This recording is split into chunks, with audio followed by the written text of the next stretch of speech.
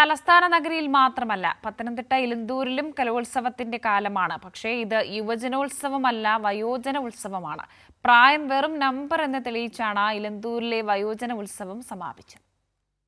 പരിക്കാൻ ഞാൻ വരുമ്പം മാറി നിൽക്കൂ വണ്ട്, ഈ വനത്തിലെ പൂക്കളെല്ലാം ഞാൻ പറിക്കും വണ്ട്, ഞാൻ പറിക്കും വണ്ട്.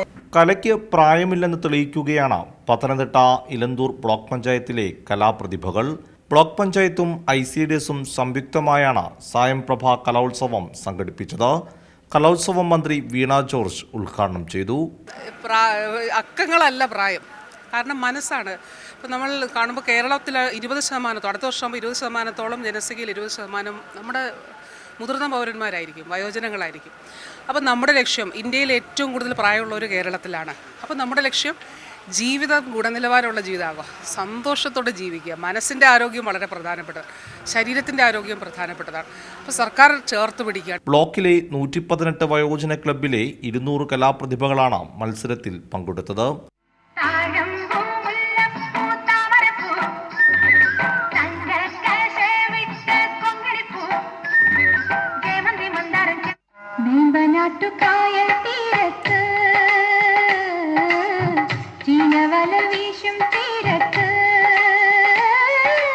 പങ്കെടുത്തവർക്കും സമ്മാനം ഉറപ്പാക്കിയാണ് രണ്ടാം സായംപ്രഭ കലോത്സവം സമാപിച്ചത്.